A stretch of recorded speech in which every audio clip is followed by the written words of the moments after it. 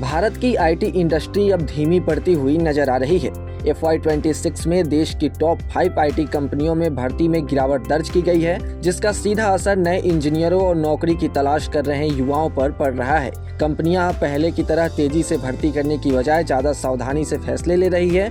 इसकी मुख्य वजह वैश्विक अनिश्चितता, खर्च में कटौती और आर्टिफिशियल इंटेलिजेंस यानी कि AI का बढ़ता इस्तेमाल है। पहले जहां आईटी सेक्टर में हर साल हजारों नौकरियां निकलती थी, वहीं अब कंपनियां केवल जरूरत के अनुसार ही भर्ती कर रही है। ऐसे में आईटी सेक्टर में कैरियर बनाने वालों के लिए यह समय थोड़ा चुनौतीपूर्ण हो सकता है। FY26 में टॉप आईटी कंपनियों में कुल कर्मचारियों की संख्या 6,981 घट गई है। पिछले साल कंपनियों ने जहां 12,718 लोगों को जोड़ा था, वहीं इस साल उल्टा ट्रेंड देखने को मिल रहा है। इस गिरावट में सबसे बड़ा योगदान TCS का रहा, जिसने 23,000 से ज्यादा कर्मचारियों की संख्या कम कर दी।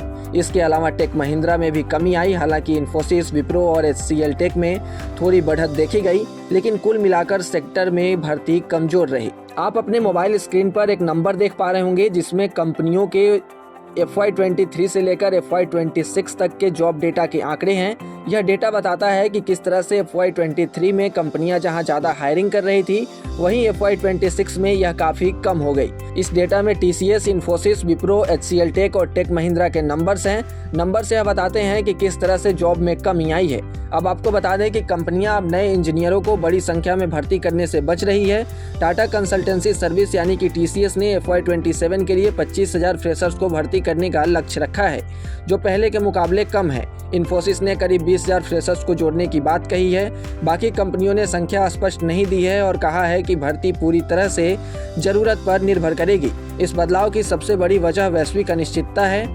दुनिया भर में कंपनियां खर्च कम कर रही हैं और नए प्रोजेक्ट्स में देरी हो रही है, जिससे आईटी कंपनियों को काम कम मिल रहा है। इसके अलावा आर्टिफिशियल इंटेलिजेंस और ऑटोमेशन भी एक बड़ी वजह है, क्योंकि अब कई काम मशीन और सॉफ्टवेयर से हो रहे हैं, जिससे कम लोगों की जरूरत पड़ रही है। अब आईटी कंपनियां तेजी से विस्तार करने की बजाय संतुलित तरीके से आगे बढ़ रही है।